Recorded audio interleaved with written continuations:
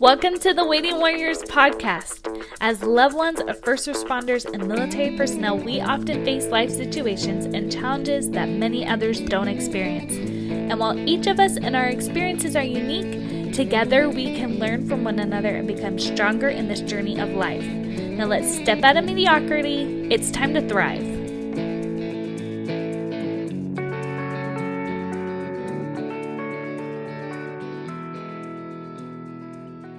Hi, Waiting Warriors. Welcome to another podcast. I have one of my new friends, and I like to call her my friend. This is Tiffany, and Tiffany is a very special person.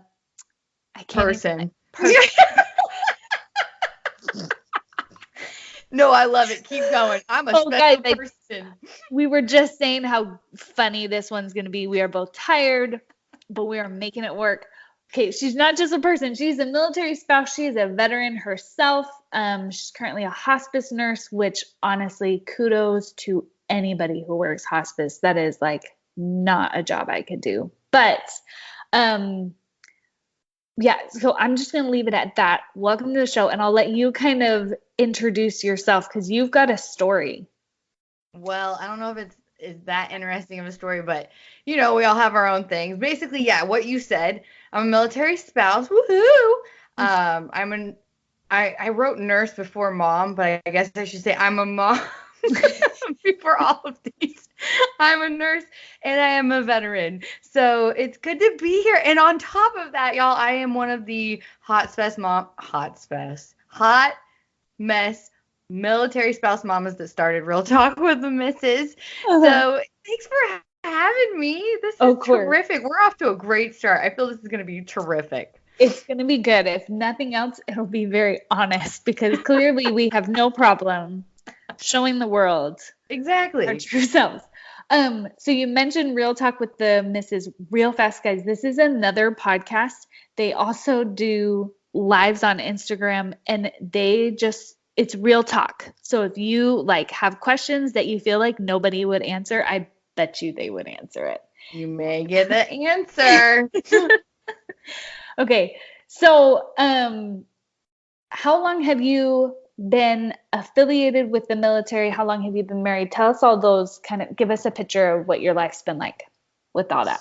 Well, I've only known the military since right out of high school. I came in as an enlisted person, ended up getting out and getting my nursing degree with that lovely GI Bill. Mm-hmm. And the whole time I was in the Guard while I did that. And then commissioned later as a nurse.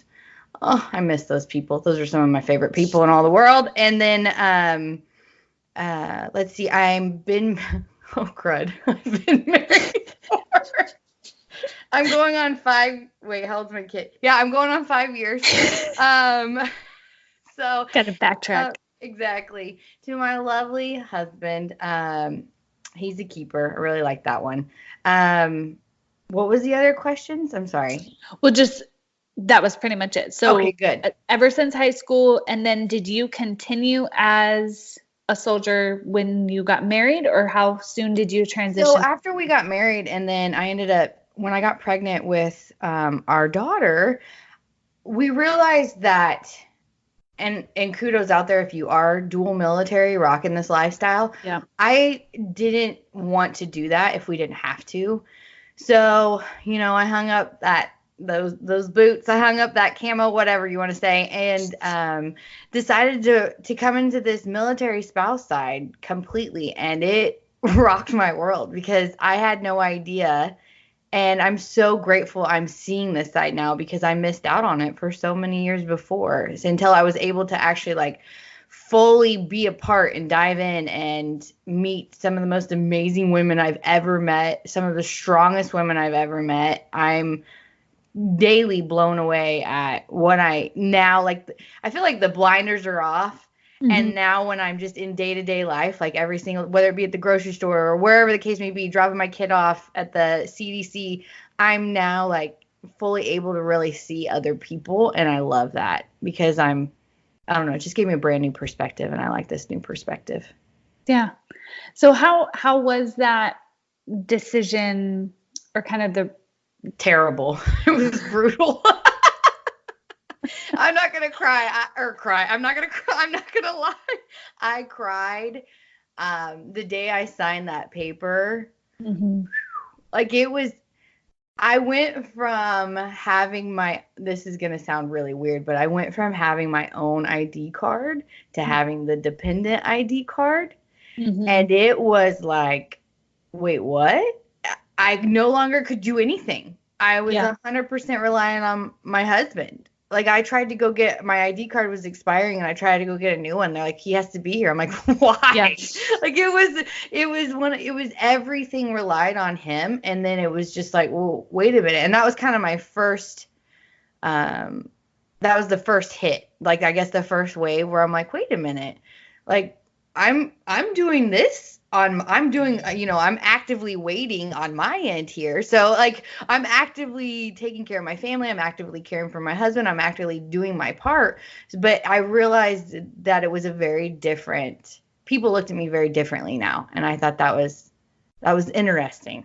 And so it was a struggle, but it was also just my pride. And once I was able to get over myself and like realize, honestly, it was like, seriously, get over it. Like it, I think a lot of times we fall into that area where we allow a job or a relationship or whatever define who we are. And that is not at all how it works. It's just a part of us. And it's a part of what makes us us. And I had to, I guess, kind of refine my identity 100%. So. Mm-hmm. And did that impact your marriage at all? Or was that just kind of all internally with you and what you were dealing with? Oh, it was horrible on my marriage. I had so much resentment. Y'all, I told my husband almost on a daily basis, let me tell you what I gave up. Like, it was ridiculous. Bless his heart. Like, I'm so glad he stuck with me through that. Honestly, and I say that jokingly, but I truly am grateful that my husband was, he loved me enough and gave me enough grace to push through that with me because, in the beginning he saw, oh, this is really hard for her. This is painful for her. This is, whatever it may be. But then after a while, it was like, okay, this is just ridiculous. Like, I didn't make you move to like a third world country and do all of these things. It's like, he's like, we got married. We had a child. We're starting a life together. Get on board. And once it took a long time, a lot of push through, a lot of fighting, a lot of whatever, but it was amazing. I was in a church service and we found an amazing church finally, which had been a long time coming because we needed that. Mm-hmm. And we went to this church and the pastor, it was like, y'all, I was sitting there. I was like, oh my gosh, was he in our home? Like, it was just like, did he listen to me? And I'm not even talking I'm talking like 20 minutes before we got to church. And I was sitting there and he was doing an entire series, I remember, on marriage, like a 5-part series in just his normal day-to-day thing. And it was just, it was just touching. And every time we leave there, I was like, I can't wait for next Sunday. And I'd never had that feeling before. Mm-hmm. And it was like the first, like, I grew up in the church. I grew up, my parents are amazing parents, raised me, I guess, they dedicated their lives, raised their children, did everything right by us. But it was the first time I realized that I had been doing this life so long without him, without God. And the moment I was willing to place him back into it and allow him to actually take my marriage. Sorry, I'm not trying to go on a ramble here, but the moment I decided that, I was like, okay, this isn't working to do this by myself. Life is what it is. But the moment I decided, no, I'm going to reach out to this hand that's been next to me and let this hand hold me through, because it didn't make it easier. Nothing became easier, but I finally had this hand to hold, and I had an accountability in a sense. I had that conscience. It's the Holy Spirit, but I had all of those things finally, and it started to wear off on my marriage. It started to wear off on the things that came out of my mouth and how I viewed my husband and praying for my husband. I'm not saying I did a great job at this all the time, but it was a slow process, but it was amazing because, and I say this wholeheartedly, God saved my marriage. And I'm not even joking, because you take a man who's done his he's gone over and done what he needs to do numerous times and served his country. And then you take, almost a broken woman who's in a whole new identity, a new perspective, a new everything, struggling, alone most of the time, just felt like, who was I? And then it was this bridge that was able to start doing some healing and start bringing us together. And if that makes any sense, I don't know if that makes any sense, but it was literally finding that church saved our marriage. And I'm not even kidding. That was the one thing that made the biggest difference. And from there on, it was just amazing at what we allowed what we allowed to happen within our marriage. Yeah. So no, I think that's huge because, like you said, like you mentioned, he was kind of, I don't know if he actually said, but just the sentiment behind it was like, get on board. Like this, I didn't force you to do anything. Why aren't you on board with this? And I feel like that should resonate with a lot of military spouses because we do get resentment, but we've chosen this. That doesn't make it any less hard, but I think we need to, at least in my experience, it's like, yes, we say we're supportive, but where's our heart in this? And whether it's whatever your faith is, I think faith, whether it's to God or I don't know what other people have faith to. For me, it's God and Christ, but you have to let your heart go instead of just saying it in your mind. You've got to let your heart to it. So I like that a lot. It came down to be honest with you, it came down to me acknowledging it and calling it out. If I didn't get to that point, I would have just sat in my own misery and gotten nowhere. Like it would have ruined our marriage. We would have been another statistic. We would have been divorced. It was coming. Yeah. Which happens all the time. Yeah. Like that is always, okay, sorry, not always, but in the military, we have a huge divorce rate. And I'm not saying that I have been in every single marriage. I'm not saying that I know everybody's situation. That's what I'm saying. But just from the statistics and my experience with the marriages I have seen fail, it's because of resentment and unwillingness to come together and figure stuff out. Whatever your stuff is, it's almost always something related to the military. But if you aren't willing to come together and work it out, then you're not going to get anywhere, and you are going to get sick. Before you get to that point where you can come together, there's an old teaching where it says, take your finger and turn it around and point it at yourself. I think that was the one thing I had to do before we could get anywhere else, because I couldn't worry about him anymore. I had to just simply okay, you're this miserable. What is going on? Get to the bottom of it and figure it out, because he can't fix you. He can't be anything for you besides his husband. You can't put that much pressure on your husband, your spouse, whatever. You have to, if you can't find that within yourself, you're never going to find it in someone else. Come on. So I think that was the biggest thing. And once I was willing to able to look in the mirror and start working on myself, then our marriage was able to actually grow in a good way. And because life didn't stop. It kept happening. It kept coming. But it was instead of having those fights where I'm I want a divorce, I hate you. I'm not kidding. I said awful, awful, awful things. I didn't mean any of them. I'm not going to lie. I just wanted to hurt and let him know I was in pain. And instead, I started thinking about what the heck was coming out of my mouth. Is this going to be productive? Am I going to help the situation? Am I going to de-escalate it? Or am I just going to add to it and we're going to get absolutely nowhere? Mm-hmm. So I like what you're saying, because I could just go on each aspect of what you're saying, and this could be an hour and a half long interview. But I just think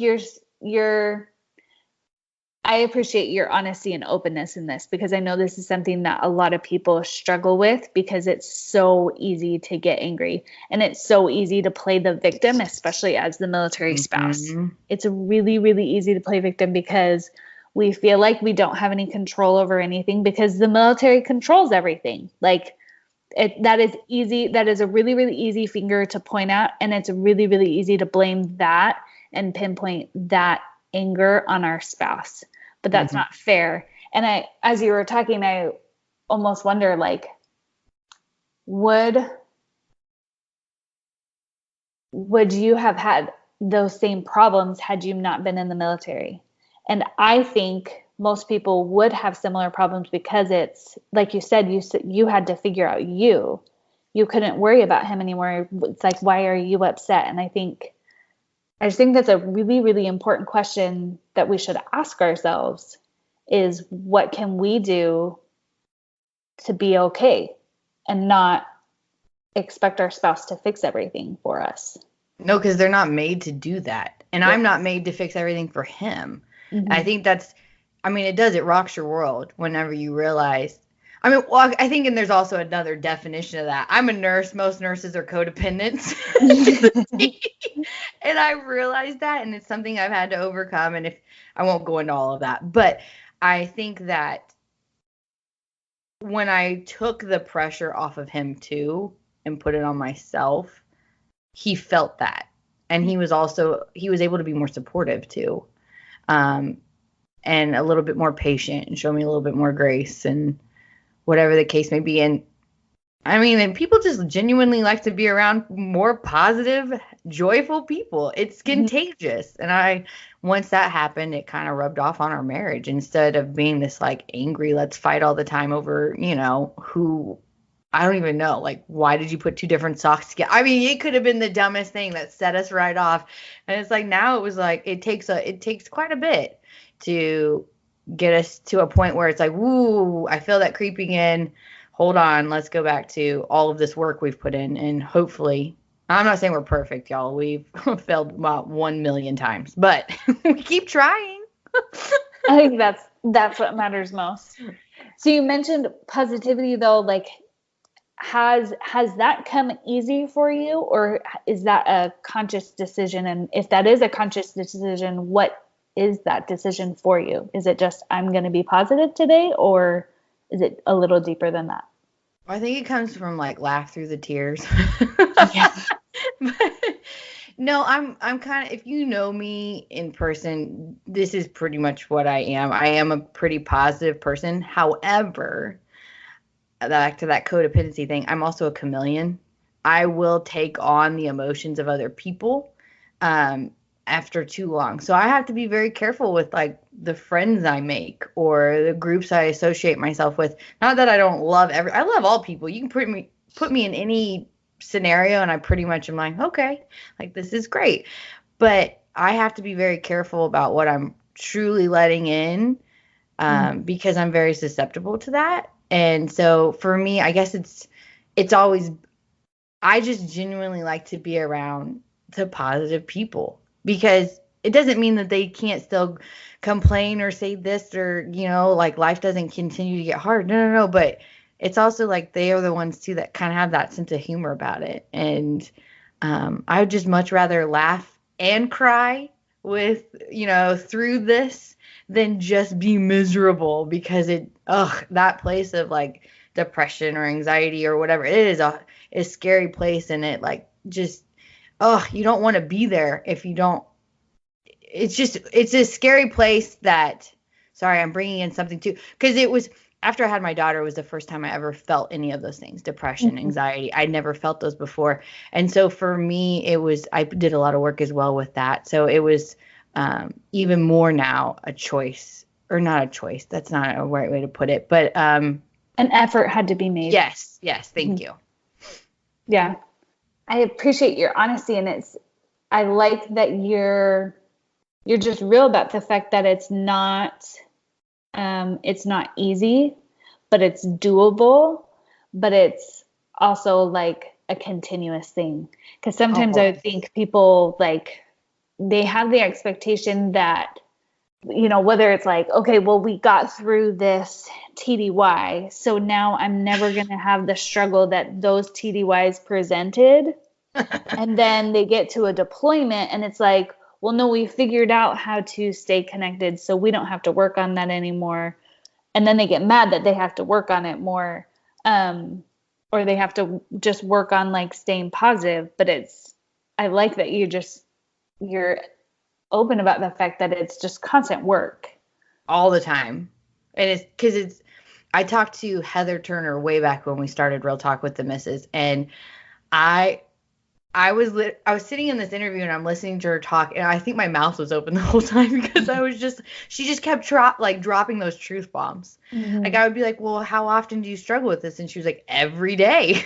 And I was like, okay. And then, like she would say, I was like, what about she's like, I have a counselor on speed dial. Like she was just very honest, but it was so refreshing because I felt like that was the first time I was like, I don't need to hide this. Mm-hmm. Because if which I kind of consider military royalty, right? In a sense, just like that, just such a beautiful human being and a military spouse that others can look to and actually look up to. And hearing her be so honest with that was that was kind of my awakening in a sense where I'm like, no, I'm not going to hide this anymore. If I hide it, I'm ashamed of it. And I'm no longer ashamed of it. I'm actually really proud of us because we pushed through. We put in the work. We continue to put in the work. Mm-hmm. He could take me off tomorrow. 5 minutes from now, he could bother me really bad. So, I'm not even going to lie. But I think it's just that active decision now and that active choice that I'm like, no, we're going to keep doing this. We're going to keep putting in the work. It's only up to us. No one else is going to do it. So yeah, that's a good point. I like it too, because it's like, sometimes I feel like even just the world in general has this sentiment that like a strong person is somebody who doesn't have any problems. And especially in the military community, it's like a strong military spouse is somebody who isn't bothered or something, mm-hmm. like isn't fazed. And it's like, no. I had a friend at the beginning of this deployment. We were sitting in church. I got up and sat next to her because she just was crying because her husband had just left and she was just sad. And I sat with her and she's like, I don't know why I was crying. And I was like, she's like, well, everybody here, because everybody in our congregation is military families. And she's like, everybody here has like had somebody going and they're not crying. And I was like, no, they're not crying at church, maybe, but I promise you that they're crying in the grocery store or they're crying at home. Mm-hmm. Like we all have the struggle. It just manifests a little bit differently, but mm-hmm. the struggle isn't the sign of your weakness. I like how you keep on saying, like, it's that you keep on trying. And that's mm-hmm. all that you can ask from yourself. And that's all that you can ask from your marriage, is that you're just going to keep on trying. Mm-hmm. Very well said. I like that. What else can you do? I think a lot of times we make things so difficult. Yeah. And we're like, 1,500 step process to make your marriage amazing. And it's like, well, let's scale it back a little bit. I think if we kind of just, let's take it day by day mm-hmm. and just keep doing it. Yeah. Just not letting, whatever. And that is the case. And I'm really sorry. My freaking kid is knocking on this door. Oh, I didn't even gonna ignore it. You're good. You're good. Sometimes you need to close the door and let them know. It's locked. You'll see her hand underneath it in a minute. That's my favorite, mm-hmm. especially like when you're in the bathroom. And mm-hmm. it's like, really, you can't just wait. Just putting your hands through the door. I feel you, Mom. Does that really connect us? Is there a bond that happens? Like, do you want me to touch your fingers? What is really the goal? That's my big life question. I just might ask Heavenly Father when I die. When a kid, like, what's going on in a kid's brain? Anyway, that was a big side note. But then it's like a big question in my mind. Oh my gosh, girl, you're gonna make me cry. I just want to know what's going on in a kid's brain sometimes, because by the time they can articulate it, it's different anyways. Mm-hmm. Okay, last question. I'm sorry. That was terrific. I'm just envisioning it. It's fine. Yeah. Well, I feel like every single mom, like, I don't know of a mom that hasn't experienced that. No. Because I'll do it. Anyways, we'll have a whole debate and bring on some psychologists and whoever can understand a little kid's brain, we'll do that and figure that out someday. Okay, last question. Yeah. What is your key to thriving that you want to share with your fellow waiting warriors? Probably continue to speak life, even if it's all crap. So I know that sounds ridiculous, but if you can do that with like a sense of humor, like just through those times, even if you're not feeling it, just speak the life into yourself, into your spouse, into your kids, into your friend, because it's contagious. It's going to go one way or the other. Mm-hmm. You're going to allow that pain or the struggles or whatever it may be to pull you down, or you can just push through it with that positivity. And I'm not sitting here trying to tell people that real life, real problems don't exist. Listen, I'm a hospice nurse. I see it day in and day out. Totally get it. But I will say the one thing I have noticed, like my lingo with my patients a lot of time, I go in and I don't talk about long term. I talk about, hey, we're going to focus on, is today going to be a good day? Or is it just a bad day? Like, are we just going to call it what it is? It was a bad day, but you know what? Tomorrow may be a good day. And I think that like changing that lingo has taken the pressure off of me too. It's like not like 2020 is going to be this great of a year, or my marriage is going to be amazing. My kid's going to, go to bed. Like, I don't know, like whatever the case is. It's one of those things where it's just, no, we're going to take those days that we get, and I'm just going to try to be present in them and enjoy them. Even if they're not days, maybe they're hours, maybe they're just moments, whatever it is. And then through that crappy time, we're just going to keep speaking that life and keep encouraging, and whatever. It may just be yourself. Put on pants today, get a bra on, whatever it is, whatever you need to do to like make yourself feel like, okay, we're going to get through this. You put on your own armor. For me, that is speaking life, and that is a sense of humor. That is my armor. And it seems to work pretty well. I'm still kicking, still doing it. I'm still smiling. So it's, it helps. Can you give an example of what speaking life into something is for you? So I think a lot of times I'm not trying to, well, actually, I'll just we've talked about marriage. We'll just stick with it. Like my husband, I think a lot of times we can kind of get competitive.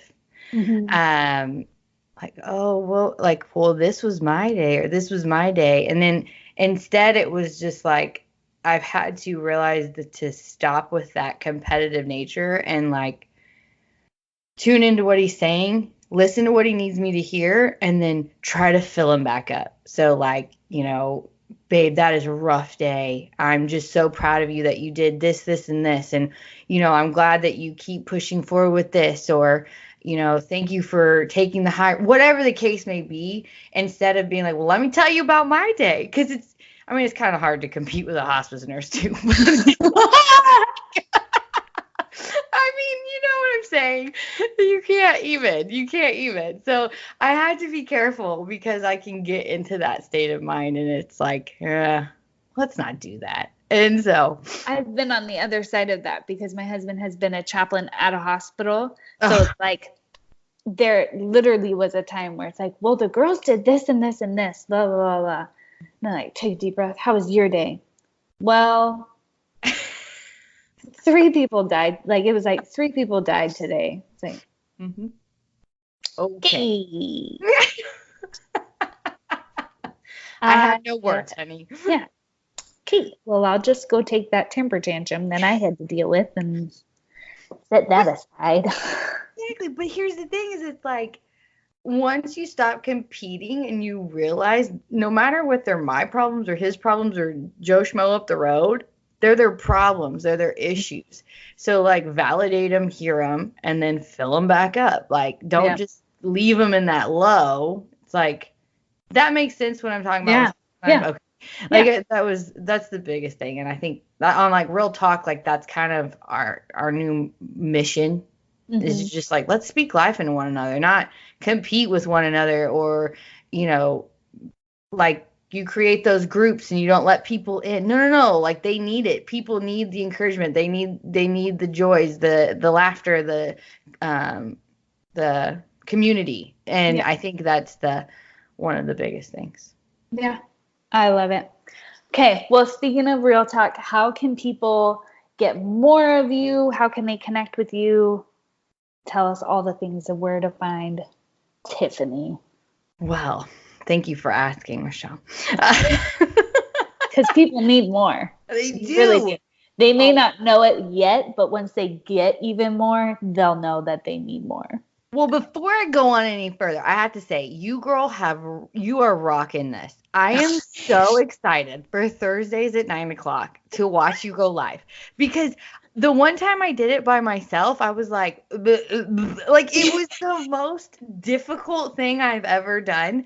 You do such a good job, and you are like reaching people. Like you're being vulnerable and actually, but you're still like you're so funny. Like the time your kid pooped all over you. Gosh. I was literally just rolling, crying. That was the first time I watched you, by the way. And I was like, I love everything about her. I have to watch, because you're like, I should change her, but I'm not going to. We're just going to sit here for a minute. And I was like, this is good. This is real. This is what people want to see, because their kid just pooped on them too. And it's like, anyways, I wanted to give you total kudos, because that was what got me hooked. I was like, I'm watching from now on. This is terrific. This is comedy. And Instagram Live where someone will just let a baby release on them. It was it's worth watching. But you kind of have encouraged us. So I think that I just wanted to throw that out there. If you're listening to this, you guys are in the right place. You're doing amazing. I hope you keep doing it, because you're on a roll. Don't stop. Thank you. But Real Talk, you can.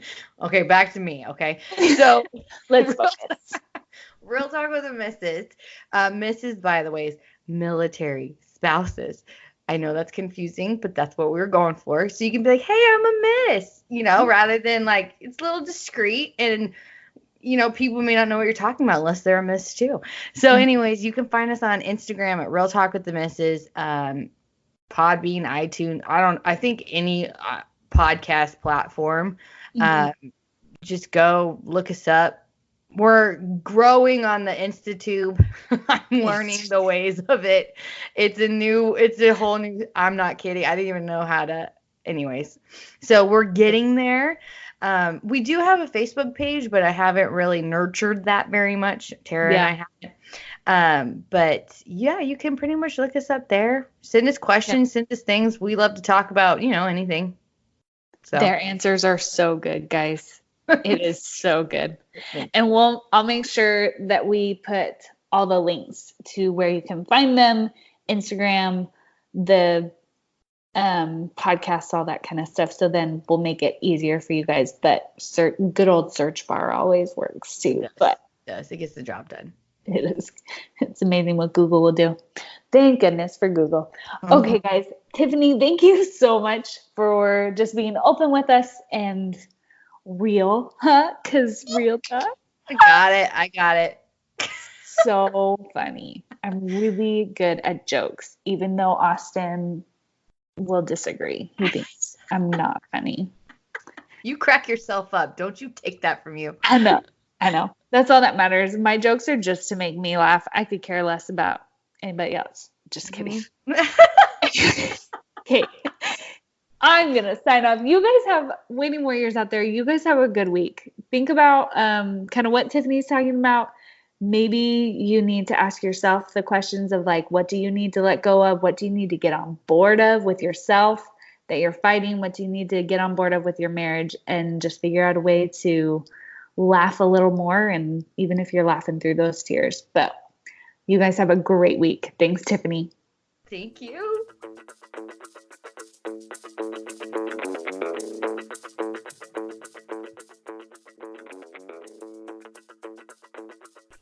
I want to take just a minute and tell you guys about a really amazing online event coming up for all first responder and military loved ones, aka you guys.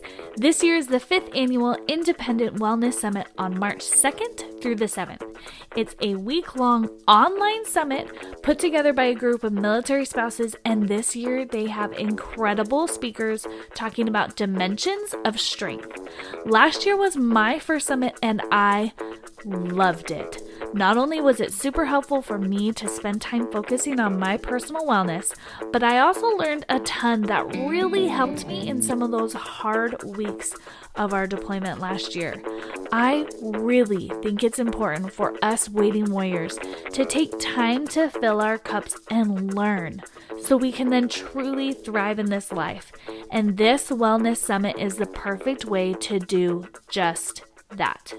So go to www.in-dependent.org/wellness summit or just their website and you'll find it real fast and get the general admission for free. Again, general admission for free. Or you can grab an all access pass with the code WARRIOR20 for a great discount. I have my all access pass purchased and ready to go, so I'd love for you to tag me on social media when you get your ticket. I can't wait to see you all there so we can learn and thrive together.